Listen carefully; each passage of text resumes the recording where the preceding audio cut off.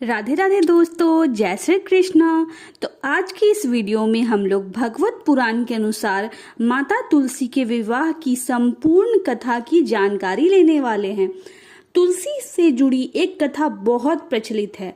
श्रीमद् देवी भागवत पुराण में इनके अवतरण की दिव्य लीला कथा भी बनाई गई है। एक बार शिव ने अपने तेज को समुद्र में फेंक दिया था। उससे एक महा तेजस्वी बालक ने जन्म लिया। यह बालक आगे चलकर जालंधर के नाम से पराक्रमी दैत्य राजा बना। इसकी राजधानी का नाम जालंधर नगरी था। दैत्यराज कालनेमी की कन्या वृंदा का विवाह जालंधर से हुआ। जालंधर महाराक्षस था। अपनी सत्ता के मद में चूर उसने माता लक्ष्मी को पाने की कामना से युद्ध किया, परंतु समुद्र से ही उत्पन्न होने के कारण माता लक्ष्मी ने उसे अपने भाई के रूप में स्वीकार किया। वहां से पराजित होकर वह देवी पार्वती को पाने की लालसा से कैलाश पर्वत पर गया। भगवान देवाधिदेव शिव का ही रूप धारण कर माता पार्वती के समीप गया, परंतु मां ने अपने योग बल से उसे तुरंत पहचान लिया तथा वहां से अंतर ध्यान हो गई। देवी पार्वती ने क्रुद्ध होकर सारा वृत्तांत भगवान विष्णु को सुनाया। जालंधर की पत्नी वृंदा अत्यंत पतिव्रता स्त्री थी। उसी के पतिव्रत धर्म की शक्ति से जालंधर ना तो मारा जाता था और ना ही पराजित होता था। इसलिए जालंधर का नाश करने के लिए वृंदा के पतिव्रत धर्म को भंग करना बहुत जरूरी था। इसी कारण भगवान विष्णु ऋषि का वेश धारण कर वन में जा पहुंचे, जहां वृंदा अकेली भ्रमण कर रही थी। भगवान के साथ दो मायावी राक्षस भी थे, जिन्हें देखकर वृंदा भयभीत हो गई। ऋषि ने वृंदा के सामने पल में दोनों को भस्म कर दिया। उनकी शक्ति देखकर वृंदा ने कैलाश पर्वत पर महादेव के साथ युद्ध कर रहे अपने पति जालंधर के बारे में पूछा।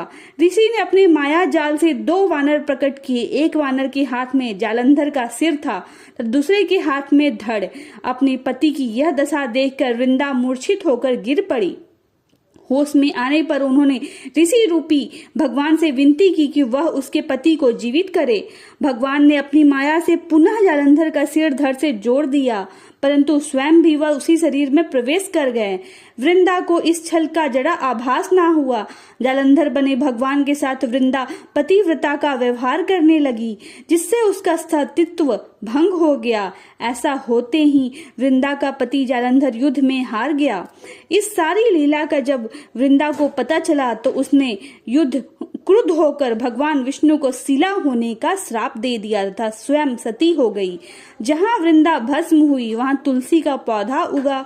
भगवान विष्णु ने वृंदा से कहा, हे वृंदा, तुम अपने सतीत्व के कारण मुझे लक्ष्मी से भी अधिक प्रिय हो गई हो।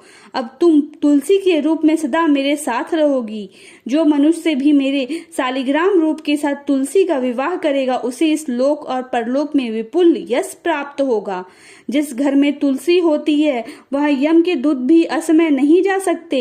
गंगा व नर्मदा के जल में स्नान तथा तुलसी का पूजन बराबर माना जाता है। चाहे मनुष्य कितना भी पापी क्यों ना हो, मृत्यु के समय जिसके प्राण मंजरी रहित तुलसी और गंगा जल मुख में रखकर निकल जाते, वह पापों से मुक्त होकर वैकुंठ धाम को प्राप्त होता है।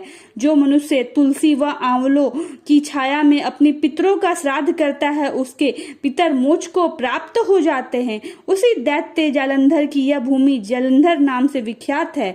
सती वृंदा का मंदिर मोहल्ला कोट किशनचंद में स्थित है। इसमें बहुत ही प्राचीन गुफा है, जिसके दर्शन करने मात्र से बहुत सारी मनोकामनाएं हमारी पूरी होती है। तो दोस्तों, अगर आपको मेरा वीडियो अच्छा लगा तो मेरे चैनल को लाइक, सब्सक्राइब और शेयर जरूर से कर दीजिएगा।